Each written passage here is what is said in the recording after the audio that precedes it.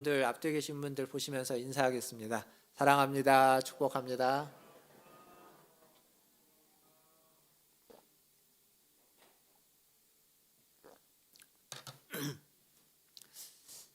지난주에 고건사님이 하나님 부르심을 받았습니다.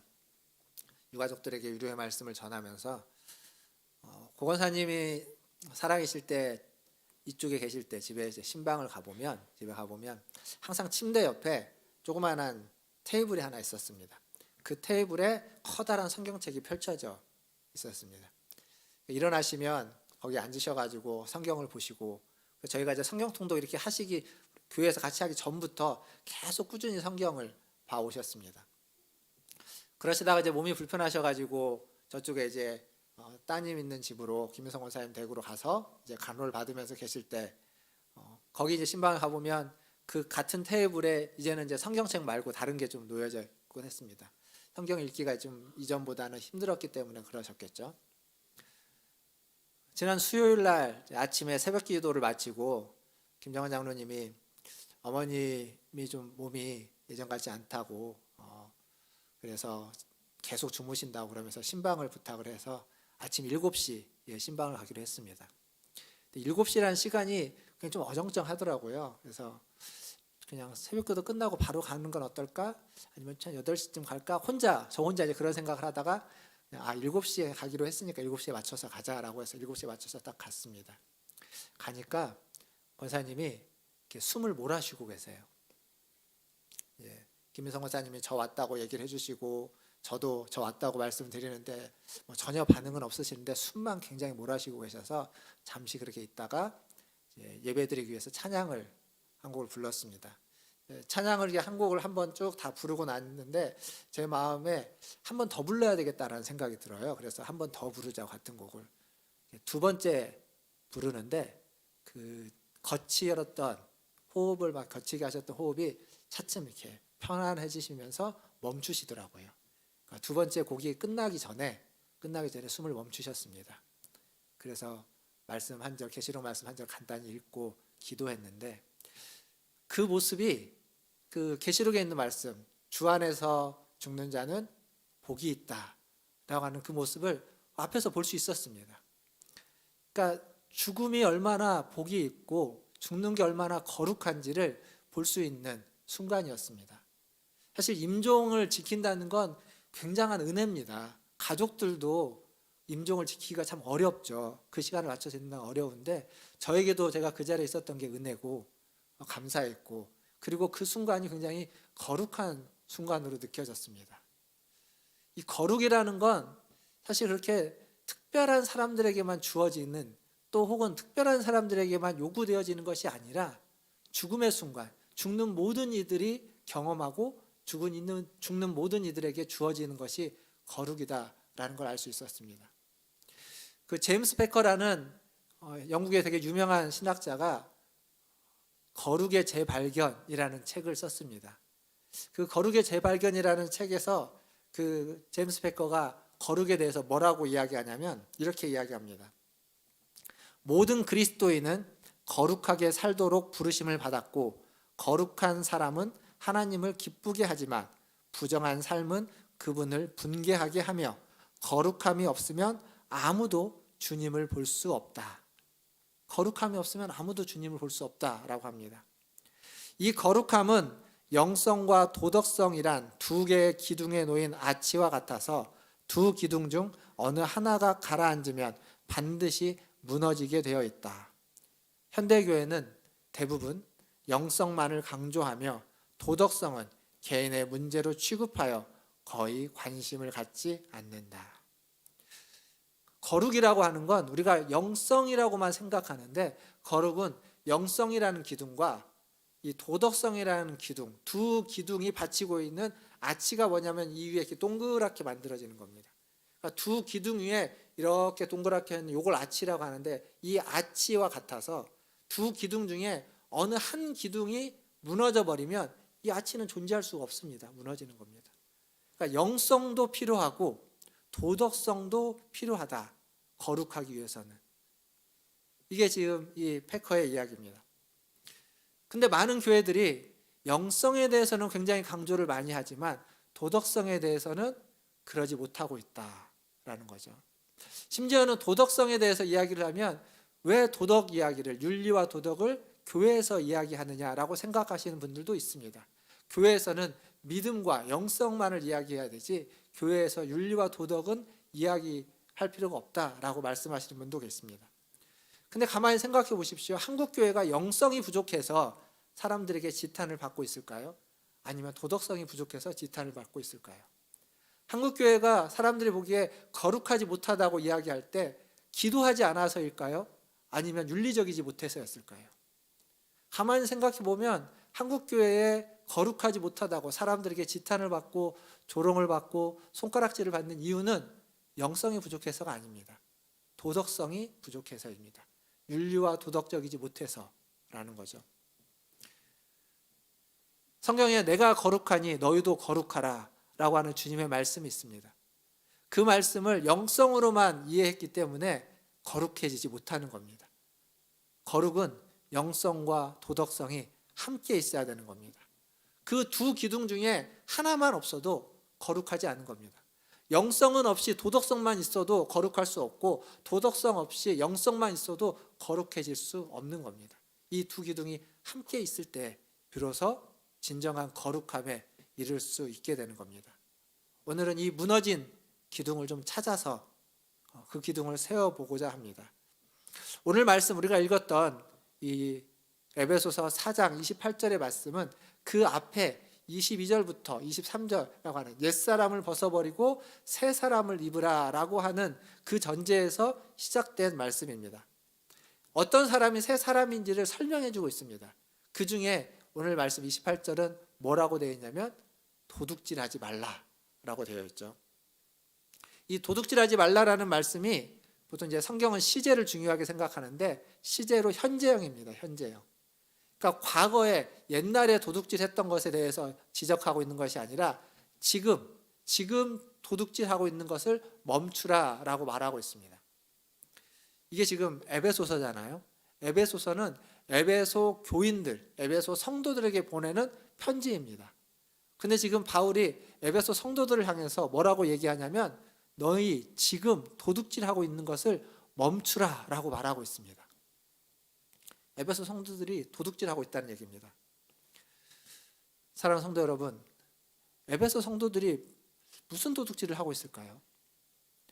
예전에 지금은 좀 그런 얘기를 잘 못 들어봤는데 제가 안 가봐서 그랬는지 옛날에 이제 젊었을 때 20대 때 찬양 집회라든지 사람들 많이 모이는 집회를 가면 꼭 그런 일들이 있습니다. 가지고 온 가방을 잃어버리는 사람들이 있습니다. 누군가 찬양에 이렇게 기도하느라고 정신이 팔려 있을 때 몰래 거기서 가방을 가고 지갑을 훔쳐가는 사람들이 꼭 있었습니다. 그런 사람들을 두고 얘기하는 것일 수도 있겠죠. 그러나 꼭 그런 사람들만은 아니죠.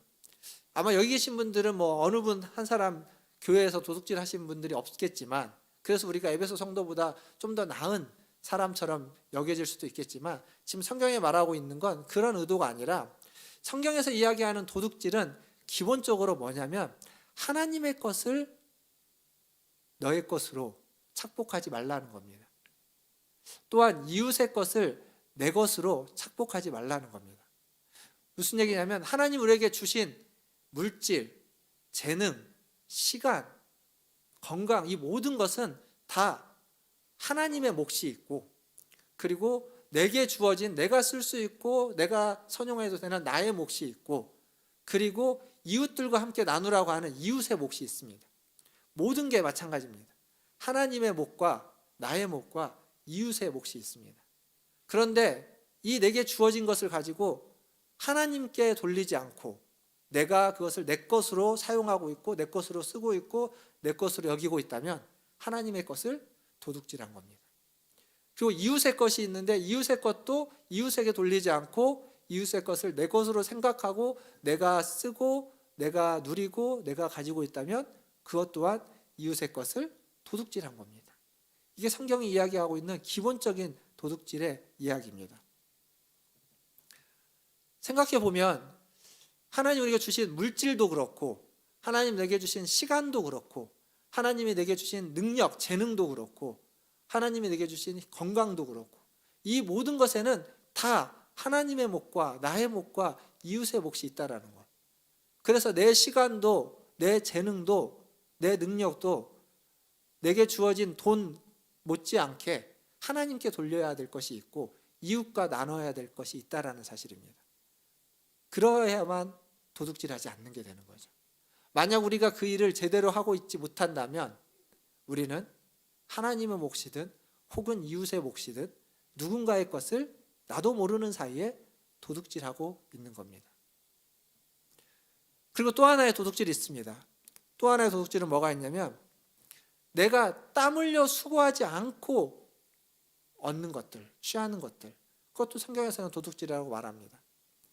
쉽게 결과를 내기 위해서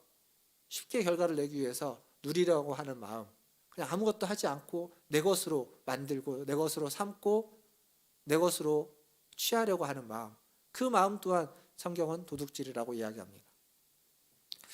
몇 년 전에 그 한 기사를 본 적이 있습니다. 근데 기사의 제목이 뭐였냐면 날로 먹는 판사 엄마한테 지기 싫어서 학생들에게 거짓을 강요.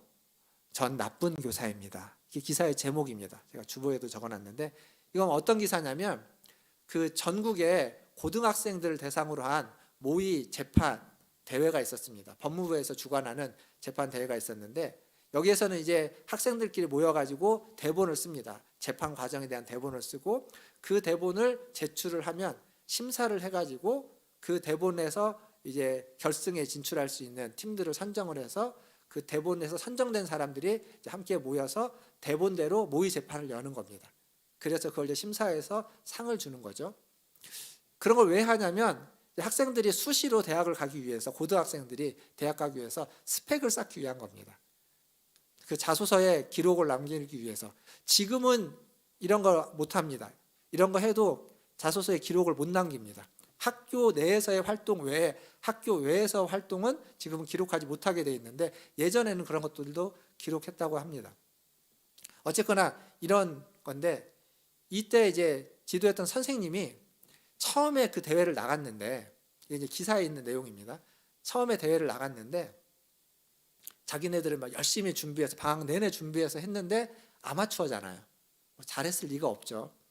근데 어떤 다른 고등학교에서 온 학교가 있는데 너무 자기가 한 번도 들어본 적이 없는 법률 용어를 써가면서 너무 준비를 잘해갖고 온 겁니다. 당연히 1등, 2등 이렇게 차지한 거죠. 근데 그걸 뭐 그냥 되게 대단하다 생각했는데 학생들이 화장실에서 들었던 얘기가 뭐냐면 니네 엄마한테 고맙다고 전해. 알고 보니까 그 엄마가 판사였던 겁니다. 그리고 그 아이의 아빠는 로스쿨 교수였습니다. 그 대본이 홈페이지에 올라와 있는데 여러분 아시는지 모르겠지만 그 파일을 아이콘을 마우스를 갖다 대면 그 파일에 정보가 뜹니다. 작성자 정보 이런 게 뜨거든요. 거기에 어느 로스쿨 교수 누구누구 그러니까 작성을 아빠 엄마가 해준 거죠. 이 선생님이 그걸 경험하고 좀 비참해져서 다음에 나갈 때는 이 선생님도 준비를 한 겁니다. 학생들끼리 해봤자 이게 얼마 제대로 된 작품이 안 나오니까 다른 사람에게 부탁을 해서 작품을 잘 준비를 해서 대본을 준비해서 가지고 온 거죠. 그리고 학생들에게 그걸 보여주면서 이거 제출하자고 제출해서 통과가 되면 이대로 열심히 연습해가지고 우리가 모의재판 잘하면 되니까 그렇게 하자고 했는데 그걸 받아든 학생들이 고민을 하다가 그 중에 한 학생이 찾아와서 선생님에게 찾아와서 했던 얘기가 그 기사에 나옵니다. 제가 그 부분을 읽어드리겠습니다. 이 학생이 고민을 하고 선생님에게 찾아와서 이렇게 이야기했다고 합니다. 선생님 마음은 이해해요. 그리고 또 감사해요. 우리들 공부 시간 뺏기지 않으면서 대학 수시 전형에 도움이 될 스펙 마련해 줄 수 있도록 도와주시려는 거 알아요. 하지만 그런 식으로 상을 타면 뭐하고 그런 식으로 좋은 대학 가면 뭐하겠어요? 그 대회에서 상을 타면 로스쿨 지원 시 가산점 준다지만 그런 식으로 가산점 얻어서 로스쿨 가면 또 뭐하겠어요? 그런 식으로 성공하고 싶지 않아요. 아시잖아요. 제 꿈이 검사인 거. 저는 우리 사회에 정의를 세우는 사람이 되고 싶어요. 그런데 그 과정이 이렇게 정의롭지 못하면 제가 도대체 나중에 뭘 할 수 있겠어요? 이 얘기를 듣고 기사에 뭐라고 적혀 있냐면 선생님은 한 대를 얻어맞은 것 같다. 그러니까 애들은 훨씬 더 정의롭고 훨씬 더 괜찮았는데 어른인 선생은 그러지 못했다라는 거죠. 누군가를 위해서였고 아이들을 위해서였긴 했지만 땀 흘리지 않고 수고해서 그것을 취하려고 했던, 그럼으로써 누군가 땀 흘렸던 그 자리를 빼앗아 버리려고 했던 선생님이 스스로 자기를 나쁜 선생님이라고 이야기했던 기사입니다. 그래서 이 기사를 보면서 이 기사의 내용은 더 많습니다. 더 길고 뒤에 또 이 아이가 한 얘기가 또 나오는데, 근데 이 기사의 내용을 보면 아직 우리나라 청소년들에게는 소망이 있다. 근데 문제는 어른들이구나. 우리구나. 우리가 이미 그 아이들을 물들여 가고 있는 건 어른들이다라는 생각을 하게 됩니다. 선생님은 선생님답지 못했고 부모는 부모답지 못했고 어른은 어른답지 못했습니다. 아이들 공부만 이럴까요? 공부만 이런 게 아니죠. 사회에서 일어나는 많은 일들 속에 우리는 그 결과만을 중시하다 보니까 이렇게 그냥 어른답지 못하게, 바르지 못하게 행동하고 날로 먹으려고 하는 그러한 마음이 있을 겁니다. 심지어는 신앙도 마찬가지입니다. 신앙까지도 우리는 수고하지 않고 그냥 자라기를 바랍니다. 신앙은 수고하지 않으면 신앙이 자랄 수 있을까요? 그러지 않습니다. 신앙도 수고해야만 자랄 수 있습니다. 신앙도 노력해야만 자랄 수 있는 겁니다. 그냥 가만히 있는다고 해서 신앙이 절로 자라나지 않습니다. 수고하고 노력하지 않으면, 하나님 앞에 간절히 원하지 않으면 안 되는 겁니다. 제가 아는 한 목사님이 대학 때 1년 선배였는데 그 선배가 얼마 전에 그 페이스북에 글을 쓴 걸 우연히 봤습니다. 뭐라고 썼냐면 자기가 중고등학교 때 교회를 갔는데 자기는 교회를 간 이유가 신을 만나고 싶어서 교회를 갔다고. 그래서 중고등학교 시절 동안 신을 만나기 위해서, 하나님을 만나기 위해서 애를 쓰고 노력을 해서 하나님을 만났다고. 그래서 신학을 했고 그리고 목사가 돼서 목회를 하고 있는 거죠. 근데 거기에 뭐라고 덧붙여 쓰고 있냐면, 그런데 자기가 목회를 하면서 많은 교회의 부목사로서 그리고 지금 담임 목사로서 목회를 하고 있는데 교회를 다니는 많은 사람들이 하나님을 그렇게 간절히 찾는 것 같지 않다. 그걸 잘 모르겠다. 자기가 그때 그렇게 하나님을 간절히 찾았던, 그래서 결국 그걸 찾아서 여기까지 왔지만 지금 교회를 다니고 있는 사람들이 과연 하나님을 얼마나 찾고 있는지 자기는 잘 모르겠다. 찾는 것 같지 않아 보인다는 거죠. 그러면서 교회는 왜 다니고 있을까? 이런 글이었습니다. 여러분 어떻습니까? 옛날에 말고, 여러분이 옛날에 하나님을 열심히 찾았던 그때 말고 지금 우리는 하나님을 얼마나 간절히 찾고 있습니까? 지금 우리는 하나님을 얼마나 간절히 만나고 싶어 합니까? 그러지 않으면서도 우리의 믿음이 괜찮을 거다고 생각하는 건 도둑질입니다. 그게 도둑질인 겁니다. 우리의 신앙이 하나님을 간절히 찾고 있지도 않으면서도 괜찮게 유지되고 있고 혹은 괜찮게 좀 성장하고 있지 않을까? 내가 열심히 주의를 지키니까 라고 생각하고 있으면 그건 온당치 않은 겁니다. 어느 것 한 번으로, 그리고 옛날 것으로 지금 것을 대신할 수 없는 겁니다.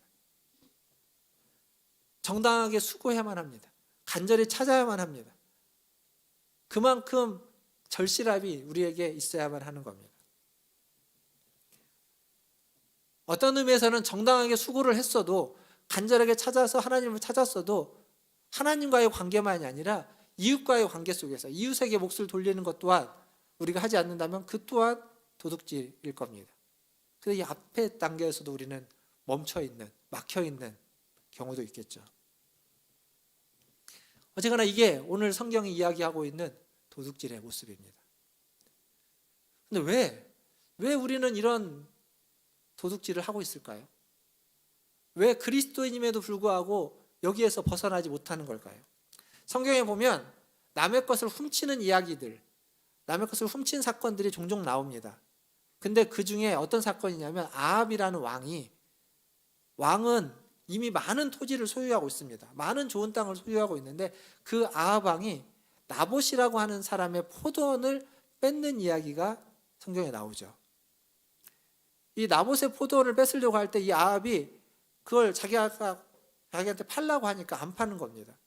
그러니까 그걸 갖고 싶어 가지고 아합 왕이 막 어쩔 줄 몰라 합니다. 그걸 이세벨이 보고 아니 당신이 왜 그렇게 어쩔 줄 몰라 그냥 뺏어버리면 된다고 해서 나봇을 쉽게 말하면 죽여버리고 그걸 뺏어버립니다. 도대체 자기가 갖고 있는 게 이미 많은데 이미 좋은 곳이 많은데 도대체 왜 아합은 그 나봇이 가지고 있는 그 작은 포도원을 갖고 싶어 했을까요? 그런 걸 탐심이라고 합니다. 욕심이 지나치면서 탐심이라고 하는 거죠.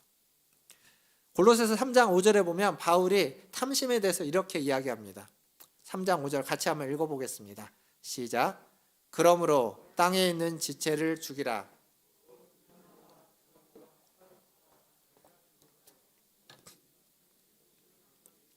여기 땅에 있는 지체를 죽이라고 하면서 음란과 부정과 사욕과 악한 정욕과 탐심인데 그 중에 딱 하나를 콕 집었죠. 탐심은 우상 숭배니라. 도둑질은 탐심 때문에 밖으로 나타나는 행동입니다. 그러면 도둑질 한다는 것 자체도 우상 숭배의 결론입니다. 결과입니다. 성경은 탐심을 우상 숭배라고 이야기합니다.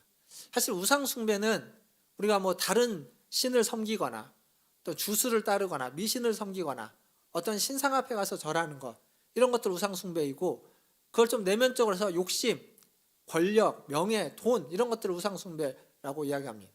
근데 여기서는 탐심을 꼭 찍어서 더 우상 숭배라고 이야기하는 거죠. 사실 밖에 보이는 우상 숭배는 우리가 좀 근절할 수도 있고 아닌 척 할 수도 있습니다. 그러나 이 내면의 것은 남들이 모르잖아요. 나만 알고 있습니다. 그리고 이게 맨날 탐심이 이렇게 나타나는 것도 아닙니다. 때로는 그냥 평안하다가 어떤 경우에 내가 갖고 싶은 어떤 것이 딱 생겼을 때 그게 싹 올라오는 겁니다. 그래서 잘 모르고 살아가는 거죠.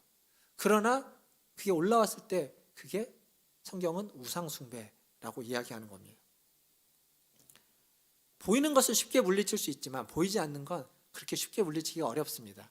그래서 바울은 이 탐심을 물리치는 방법으로 무엇을 이야기하냐면 빌립보서 4장 11절과 12절 자족에 대해서 이야기합니다. 한번 같이 읽어보겠습니다. 빌립보서 4장 11절과 12절 말씀입니다. 같이 읽겠습니다. 시작. 내가 궁핍함으로 말하는 것이 아니니라. 어떠한 형편에든지 나는 자족하기를 배웠노니 나는 비천에 처할 줄도 알고 풍부에 처할 줄도 알아. 모든 일 곧 배부름과 배고픔과 풍부와 궁핍에도 처할 줄 아는 일체의 비결을 배웠노라. 아멘. 지금 바울은 감옥에 갇혀 있는 상태입니다. 빌립보서는 옥중서신이라고 불려지죠. 감옥에 갇혀 있는데 거기에서 자족하기를 배웠다라고 이야기하는 겁니다. 풍부에 처할 줄도 알고 비천에 처할 줄도 알고 배부를 줄도 알고 배고픔을 견딜 줄도 아는 그 일체의 비결을 자족의 비결을 배웠다라고 이야기합니다. 자족이라는 말은 그 단어적으로 이야기하면 무슨 의미가 있냐면 우리의 마음을 내가 지배한다라는 겁니다. 나를 내가 스스로 지배하고 조절한다라는 의미가 있습니다. 근데 여러분의 마음을 여러분이 잘 조절할 수 있습니까? 조절되던가요? 쉽지 않습니다. 제가 이제 설교하면서 이렇게 손짓을 이렇게 하잖아요. 손짓을 하는데 어쩔 때는 손짓을 좀 많이 할 때도 있고 어쩔 때는 손짓을 적게 할 때도 있습니다. 근데 이제 너무 많이 하면 여기 있는 저희 아내가 설교가 끝나고 난 다음에 뭐라고 합니다. 손짓을 너무 많이 해가지고 산만해가지고 집중할 수가 없었다고. 근데 중요한 건 제가 그걸 알까요 모를까요? 지적해주면 압니다. 그래서 그 다음 주는 아마 손짓이 확 줄 겁니다. 그러나 손짓을 많이 할 때는 잘 모릅니다. 나도 모르는 사이에 그렇게 조금 하는 거예요. 더 되는 겁니다. 그러니까 몸도 내가 내 마음대로 조절하기가 어렵습니다. 손과 발도 내 마음대로 조절이 안 돼요, 잘. 근데 우리의 마음은요? 더 안 되는 겁니다. 이건 더 어렵습니다. 근데 지금 자족은 우리의 그 마음을 다스리는 거예요. 그걸 조절하는 겁니다. 그걸 절제하는 것, 이게 자족이라는 겁니다. 손발도 안 되는데 마음이 쉽게 될 리가 없습니다. 그래서 바울이 지금 2번을 걸쳐서 11절, 12절 똑같이 뭐라고 말하냐면 자족하기를 배웠다. 일체의 비결을 배웠다. 배워야 한다는 겁니다. 그냥 저절로 되는 게 아니라는 겁니다. 신앙생활 오래 했다고 자족하는 게 저절로 되지 않고 끊임없이 배우고 노력하고 수고해야만 한다는 겁니다. 바울은 어떤 식으로 배웠냐? 바울의 다른 서신을 보면, 다른 구절을 보면 바울은 날마다 자기 자신을 죽였습니다. 날마다 나는 죽노라, 이런 고백을 합니다. 그러니까 자기의 자아를, 자기의 내면을, 자기의 마음을 끊임없이 십자가에 못 박는 겁니다. 그렇게 자아를 죽임으로, 자기를 내려놓음으로 그나마 조절해 가는 겁니다. 자족을 배워가는 겁니다. 우리가 그거 하지 않으면, 바울도 그렇게 날마다 죽어가면서 자족하기를 배웠는데 우리는 그거 하지 않고 그냥 가만히 있어서 될까요? 우리의 자아가 그렇게 만만한 게 아닌데요. 안 되는 겁니다. 바울이 끊임없이 자신의 자아를 십자가에 못 박아 죽였던 것처럼 우리도 끊임없이 그 일을 반복해서 하지 않으면 우리는 자족할 수 없습니다. 코로나 때문에 많은 어려운 일들이 있고, 코로나 때문에 또 교회가 이렇게 비판을 받고 비난을 당하기도 합니다. 근데 코로나 있기 이전에 좀 생각해 보시면, 코로나 있기 이전에 또 여전히 교회가 세상으로부터 비난을 받고 손가락질을 받았습니다. 그때는 왜 그랬냐면 여러 목사님들이, 다수의 목사님은 아니지만 소수의 목사님들이 돈 문제, 권력 문제, 그리고 성적인 문제, 이런 것들 때문에 사회적으로 지탄을 받았습니다. 세습의 문제, 이런 것들. 물론 여전히 그것들이 비난의 대상이 되지만 코로나 때문에 요즘은 그런 얘기들은 별로 나오지 않습니다. 코로나가 다 덮어버렸기 때문에. 근데 여전히 있겠죠. 근데 여기서 생각해 볼 건, 그런 문제들을 일으켰던 목사님들이 원래부터 그랬을까요? 그렇지 않습니다. 그분들이 이전에는 목회를 처음 시작했을 때에는 그 어느 누구보다도 헌신하고 어느 누구보다도 하나님 앞에 경건하고 그랬던 분들이 어느 순간 그렇게 변한 겁니다. 여전히 헌신도 하고 여전히 수고도 하지만 그 안에 그 탐심, 욕심, 그 죄악들이 올라와 오는 겁니다. 왜 그렇게 됐을까요? 바울의 이야기에서 답을 찾으면 날마다 죽이는 일을 소홀히 했기 때문에 그렇습니다. 이전에는 끊임없이 죽였습니다. 끊임없이 자기 안에 올라오고 있는 욕심과 탐심을 누르고 죽이면서 거룩함을 추구해 갔는데, 어느 정도 이제 그러지 않아도 되는 순간이 되니까, 꼭 그럴 필요가 없는 순간이 되니까 그냥 여전히 열심을 내고 여전히 충성하긴 하지만 그 안에서 살아있는 자아가, 죽지 않은 자아가 스물스물 올라오는 겁니다. 그래서 돈으로, 권력으로, 명예로, 힘으로, 성으로 나타나게 되는 거죠. 우리는 어떨까요? 저나 여러분이나 우리는 어떨까요? 우리도 똑같습니다. 우리도 똑같은 겁니다. 우리도 날마다 우리 자아를 십자가에 못 박지 않으면, 그러면 우리도 나도 모르는 순간, 어느 순간 우리 안에 있는 자아가 일어나서 그렇게 탐심과 욕심으로 우상숭배하고 있는 그 자리에 서게 되는 겁니다. 그게 우상숭배인지 모르니까 그 자리에 있는 거죠. 알면 그 자리에 있을 수가 없습니다. 알면 그 자리에 있는 게 창피해질 겁니다. 그러나 모르니까 그 자리에 있는 겁니다. 왜 모르냐? 내 자아가 죽었다는 걸, 죽어야 된다는 걸 인지하지 못하기 때문에, 살아나 버리니까 그런 겁니다. 우리는 누구도 마찬가지입니다. 태어나면서부터 그냥 알아서 자족하고 알아서 훌륭한 거룩함을 이루도록 태어난 게 아닙니다. 우리 모두는 욕심과 탐심을 갖고 태어났습니다. 그러나 그것을 그리스도의 십자가에 못 박고 그리스도 십자가에 내려놓고 그럴 때 우리는 하나님 앞에서 거룩해져 가는 겁니다. 풍부에 처할 줄도 알게 되는 것이고 비천에 처할 줄도 알게 되는 것이고 배고픔을 견딜 줄도 알고 배부름을 누릴 줄도 알고 다른 사람들과 함께 할 줄도 알고 때로는 홀로 있어야 되는 시간에는 홀로 견뎌낼 수도 있는 것, 그건 우리의 자아를 십자가에 못 박았을 때 가능한 일입니다. 말씀을 맺겠습니다. 사실 오늘 설교는 설교 제목이 자족, 노동, 그리고 구제 이렇게 되어 있습니다. 그리고 뒤에 번호가 1번 붙어 있죠.